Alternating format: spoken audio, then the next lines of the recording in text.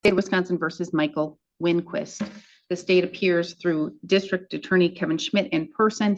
We have Michael Winquist in person in custody with counsel Eugene Harrington. We're set today in this matter for the sentencing portion of this case. My relationship to Christina is her mother. All right, you may begin. Well, I mean, really, what can I say? I mean, Christina has been shot. She's had to go to the doctor several times. Don't quote me on this, but I think it was like 34 times out of 30 days that she was at the doctor. It's caused a huge hardship within our family. What can you say? My daughter's been shot. Yeah, she may look normal, but she's not normal inside. Her cognitive ability is not there. And then you expect her to live a life, and the rest of us to live that life as well. She's not okay. And, let's get back to where, the very beginning of really what happened and what's gone on.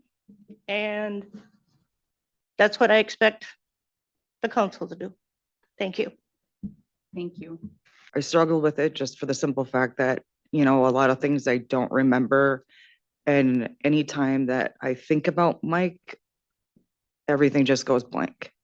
I'm definitely nervous about what I should say or what I shouldn't say for fear of what will happen once he gets out, because I'm unable to file a restraining order at that time. But, one of the big things that, has not been brought up at all is Mike was shot. And I took care of him throughout the whole entire time. I didn't have that. Like they say, my life is not the same. My whole family's been impacted by this. And I feel bad because I'm like a burden. The other thing too that's pretty hard is that he could have very well taken another parent from my children. And the thought of that for them is just unbearable. And I'm not the same. I mean, people keep telling me I'm not the same. I don't feel the same. I guess, Debbie. Can you? Yeah. Is that all you would like to say today? She's gonna have Debbie finish for her. Right. Okay, and that's totally appropriate and fine. If you are going to read something, please read it slowly. I will. Thank you. Okay. The one thing that bothers all of us here, I think, is there has never been an attempt for any apology. There has never been any show of remorse. And the fact that they're saying that he didn't really know what happened, pardon my French, he's full of shit. And I apologize for that. There is one thing that Christina came across that I wanted to read as though I'm Christina. You were not my partner. You were my punishment. You didn't love me. You drained me. And yet I called it romance. You didn't hold me. You caged me. And I mistook the bars for a warm embrace. You weren't my partner in life. You were the tax I paid for ignoring my worth. I prayed for love, and life handed me a lesson in scars.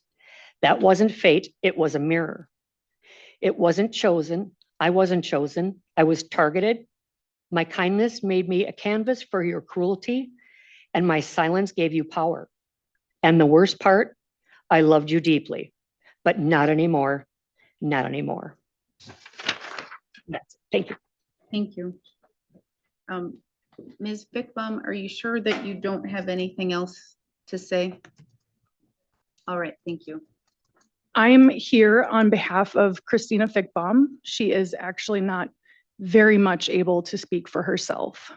And the one statement that I would like to leave the court with more than anything is that she is asking for the highest amount of sentencing that can be provided under what he has already said guilty to.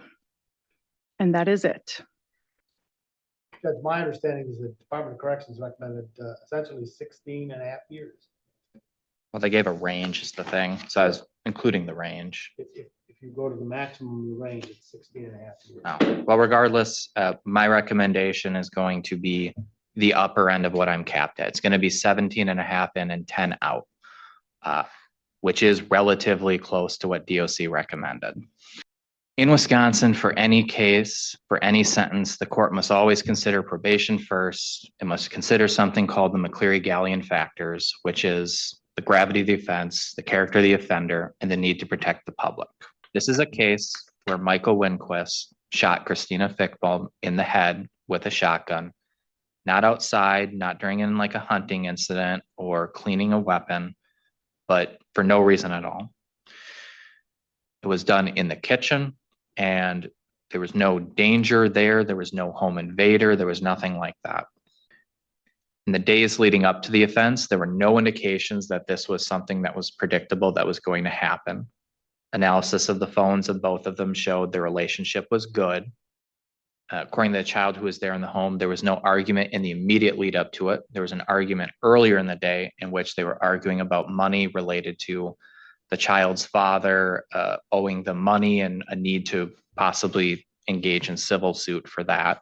What happened is at some point in the day, Michael Winquist, who had not been sleeping for days, had been drinking constantly for days, was on what you might call a bender, suddenly was heard by the child who was in the basement, suddenly wake up, crashing around the bedroom, stumble to the kitchen. He heard a gunshot.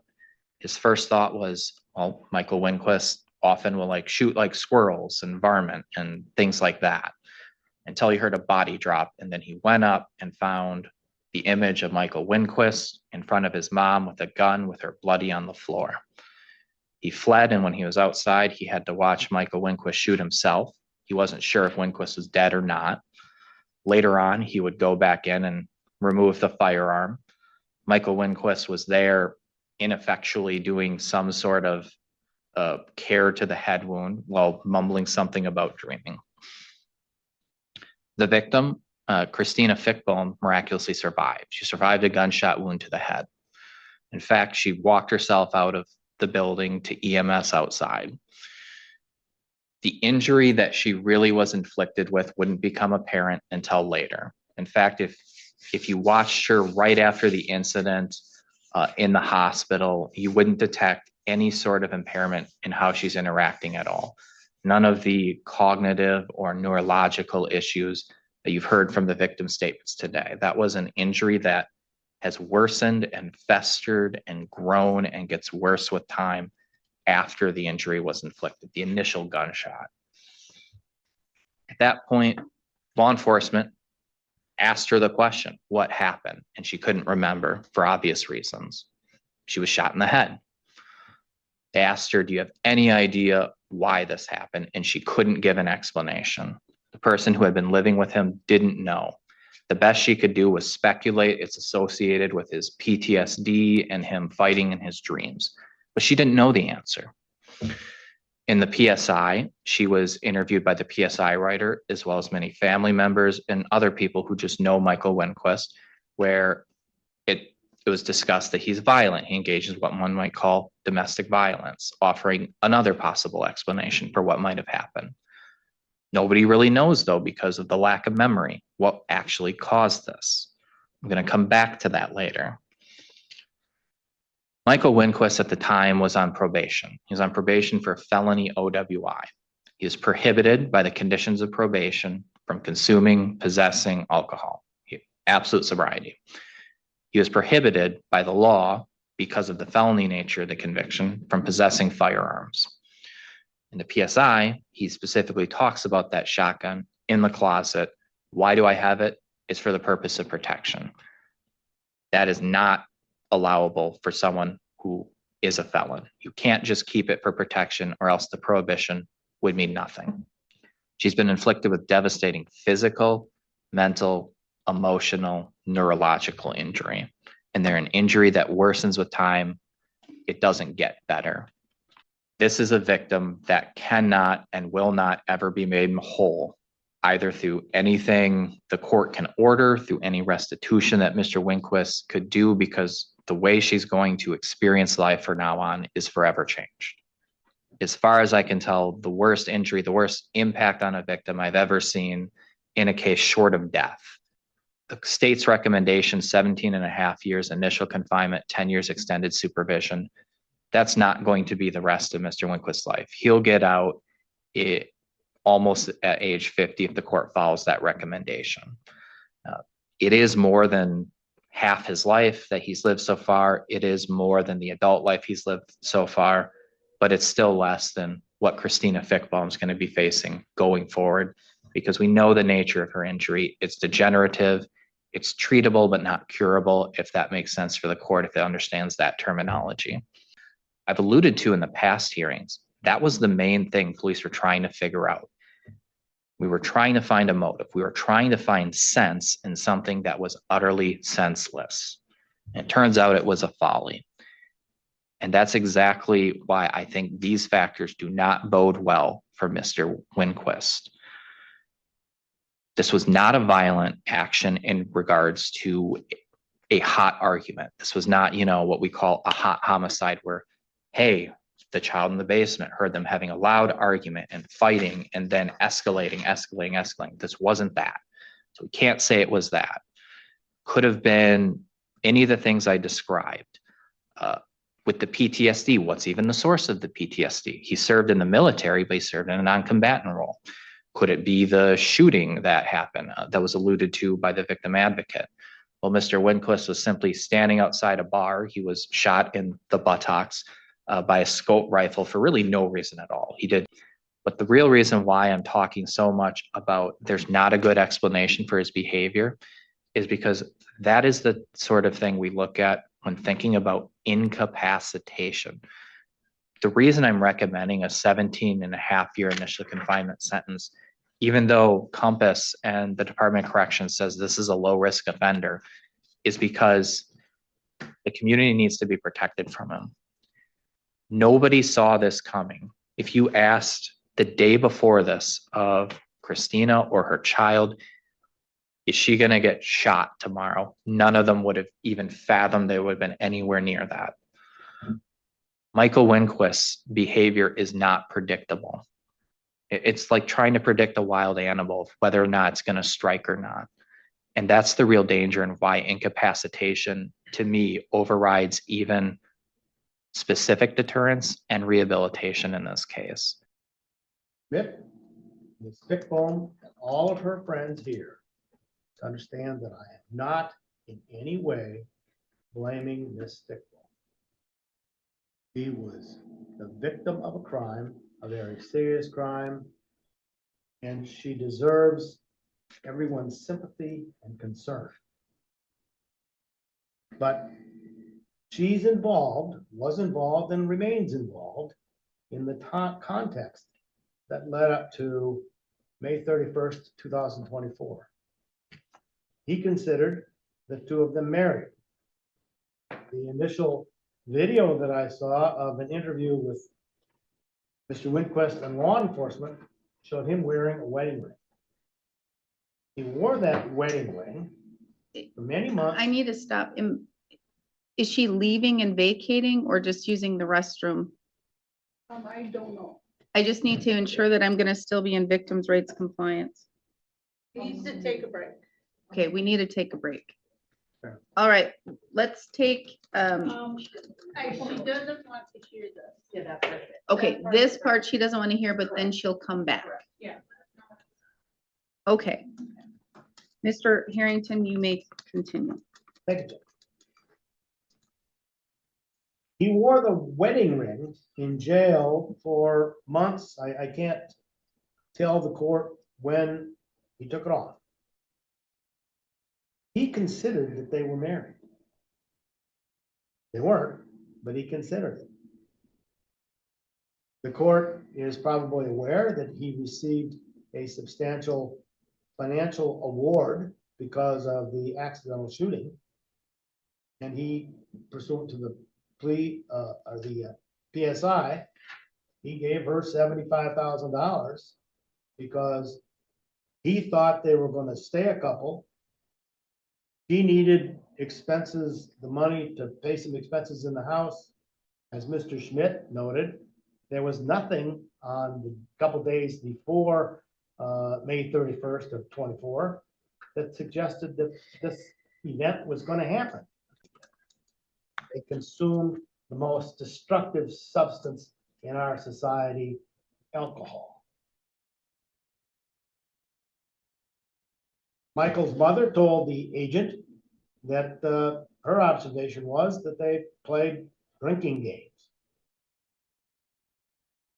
Alicia Johnson, Ms. Fickbone's son's girlfriend, opined that both Christina and Michael drank too much. They drank together. So that's the circumstance that makes this tragedy somewhat predictable. Law enforcement discovered a number of firearms. They discovered the shotgun, which was out in the bush, and the child had thrown it there. They discovered a loaded handgun in the kitchen drawer. Loaded in that the magazine was in the butt, in the drawer. And that was Christina's handgun. They discovered in the basement closet behind a dresser a loaded Remington 30-06 rifle. They discovered a loaded 22 Marlin rifle and a loaded 22 caliber Mossberg rifle, all kept in the basement. So these folks were consuming alcohol and had loaded firearms in and about the house. The tragedy was predictable. The date was not. They had consumed considerable amounts of alcohol. The discovery reflected that both Michael's blood alcohol, this was 0.215, Christina's was, and I'm not sure where I got this number. Christina's, per my notes, was 0.297. We don't know precisely the sequence of what happened because, according to the discovery, neither Michael nor Christina could remember a sequence of events. We do know that Michael had napped, had a bad dream, woke up, grabbed the shotgun, fired it, striking Christina in the head. And final note, Michael paid the $10,000 initial payment on restitution a couple months ago. And he tells me he sent another check for $2,582.23 to the court just within the last couple of days. It The was restitution confirmed. request has been paid. It has been confirmed that that has been paid. So what is the total initial and total extended supervision you are requesting? 10 years, 4 years ES. 10 years initial confinement, 4 years ES. All right. The victim is now back in the courtroom. Mr. Winquist, I'm now going to give you an opportunity to tell me anything that you would like me to know. I'd like to make an apology to Christina. I'm beyond sorry for what happened that night. It's so unfair what happened to you, and I will regret that moment for the rest of my life. I think about it every day and hate myself. I would give anything to change the outcome. I'm deeply sorry and hope the best for you. You should have never had to deal with that trauma, that situation. Very sorry. And also tell your family and friends that I've had to take care of you because of my actions. I know none of this changes anything for you, and I will mourn this for the rest of my life. Sorry. You have admitted here to these very serious crimes through a plea agreement with the state. Count 1 was amended down from attempted first-degree intentional homicide, domestic abuse. It was amended to a second-degree reckless causing injury with a domestic abuse enhancer, as well as use of a dangerous weapon enhancer or modifier. if you were to have been convicted of the original charge of attempted first-degree intentional homicide, domestic abuse, upon conviction, you may be sentenced to a term of imprisonment not to exceed 60 years. And then that was amended down to the second-degree reckless injury with the domestic abuse enhancer and the dangerous use of a dangerous weapon modifier, where the maximum possible penalty could be the initial 12.5 for the second-degree reckless, with the ability to increase an additional 5 years of initial confinement because of the use of the dangerous weapon and that modifier.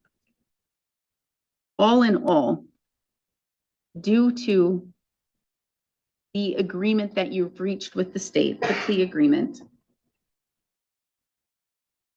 you essentially avoided a life sentence. Ms. Fickbaum does not have the same ability to avoid that life sentence. She will continue to live with this day in and day out, not only the emotional turmoil and effects, but the physical effects that she has and will continue to suffer from, which then leads to financial effects and other mental health effects and other things that will seep and continue to seep into her life. You may not have killed her, but her life left her that day. There are allegations of domestic abuse between you and the victim and you and your ex-wife. I don't have anything that confirms that. I don't have that you have a criminal history as it relates to that. I don't even have a criminal history of violence with you. It's all alcohol related for the most part, except for perhaps your 2018 conviction for obstructing an officer. But if I look at the underlying facts, I'm going to guess it probably had alcohol relation. And you're nodding your head up and down, so that tells me it did. You have an alcohol problem. You are an alcoholic. You cannot, you should not in any way, shape, or form ever touch a drop of alcohol. It was stated that that OWI fourth conviction changed your life. I don't see it changed your life at all. Not one bit. You continued to drink alcohol while you were on probation. The only thing your OWI 4 conviction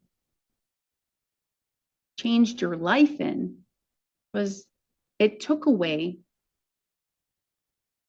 your right, your privilege, actually, your privilege to be able to operate a motor vehicle and have a driver's license, because it took it away for life. But I'm going to tell you, I don't believe for 1 minute that you didn't drive illegally after your OWI 4th conviction. Perhaps you didn't on this day, as your attorney said, because he said this changed your life because you were no longer able to drive, and it appears he wasn't driving the day of the incident. But the fact that you couldn't abide by your probation conditions, the fact that you continued to drink alcohol after your OWI 4th conviction while you were on probation, the fact that you continued to possess firearms when you are a convicted felon, leads me to believe that you wouldn't follow the lifetime restriction of no driving or having a driver's license either. That you were shot with a rifle during an incident. I remember that day, not that day, but I remember that incident very clearly because that impacted your OWI 3rd conviction in front of me. That incident occurred when you were at a bar. You were standing up outside or something like that. The individual was cleaning his rifle in a house across the street. There was a cord on the floor. He was walking with the rifle somehow the safety wasn't on and it was loaded. Those are no-nos. But he tripped and fell. The gun shot through his glass sliding door, shattered the door, went across the street, went to the area on the bar's property where you were, and struck you in the buttocks. Accident. It was an accident. This incident was on purpose. It wasn't an accident that you picked up a shotgun, you pointed it at your girlfriend at the time, you pulled the trigger, and you shot her in the head. That wasn't an accident. No matter how many people don't remember what happened or the incidents that occurred that day, or what was going through your mind, that was not an accident. Yours was an accident. Your PTSD, if you have it, and that's been said that it could be from that, or could be from this or that or the other. Any trauma that you have suffered from your shot in the buttocks, completely, 100%, totally different than the trauma that the victim here suffers from. Because she had somebody who said, I love you. She had somebody who said, from the words of your counsel, you thought you were married. You wore a wedding ring and you pledged yourself to her life, to her betterment, to make her a better person and to have this life. And you picked up that weapon that you had no legal right to possess, and you shot her in the head. It's not all on Miss Fickbaum's shoulders because it was her house. You live there too. And as you said, you felt she was your wife. It's not all on her shoulders. You as the felon, you on probation, you are the one who knew that any weapons in that home needed to be under lock and key, or they could not be in that home. And you were not able to have access to that key. And especially because the court views the fact that you were on probation, you had a no drink of alcohol prohibition, you had a no firearms prohibition, and that one's for life. The court finds that that is an aggravation of this incident, and it aggravates what happened that day.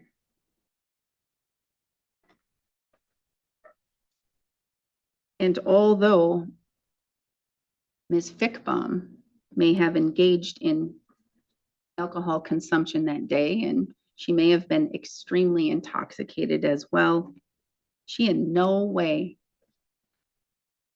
played a factor in you taking that weapon, you taking that gun and shooting her in the head. None of that, none of it is her fault. None of it. So with count 1, the court is going to sentence you for the underlying second-degree reckless injury, 7.5 years of initial confinement. And then the maximum for the use of the dangerous weapon, totaling 12.5 years of initial confinement with 5 years of extended supervision. As it relates to count 2, possession of a firearm, convicted felon, the court also finds this egregious, the fact that he knew he was a convicted felon. As applied to him, it was very serious. He was simply just on probation not too long before that. The court finds that a maximum of 5 years of initial confinement and 5 years of extended supervision is necessary. Counts 1 and 2 are consecutive to each other. As to count 3, possession of a firearm by a convicted felon, that is still serious and egregious. No matter where the firearms were placed, he knew of the prohibition. He knew that that was for life. He was still on probation. He was on a no alcoholic drink prohibition. He was extremely intoxicated. The The court is going to sentence him to 3 years of initial confinement with 3 years of extended supervision. That is consecutive to counts 1 and 2. Possession of a firearm by a convicted felon. The court finds the same. 3 years of initial confinement with 3 years of extended supervision. That is going to be consecutive to counts 1 and 2. And concurrent with count 3. For count 7, possession of a firearm by a convicted felon. The court also finds the same things as to counts 3 and 6. 3 years of initial confinement, 3 years of extended supervision. That is consecutive to counts 3 and 6, consecutive to counts 1 and 2. Judge, did you say consecutive or concurrent? 7 is concurrent with 6 or consecutive? Consecutive. It's consecutive to all counts. Count 8, possession of a firearm by a convicted felon. Same basis. 3 years of initial confinement, 3 years of extended supervision. 8 is concurrent with count 7, but consecutive to counts 3 and 6, and consecutive to counts 1 and 2. In my calculation, it's 26.5 years of initial confinement. And I believe 16 years of extended supervision. The court finds this to be so egregious, so serious, and so preventable. Had Mr. Winquist recognized his problems and did something about it, he did not. He failed to do anything, and he had sign after sign after sign, and he failed to even recognize or address them. And he is not eligible for early release programming, either the challenge incarceration program or the substance abuse program.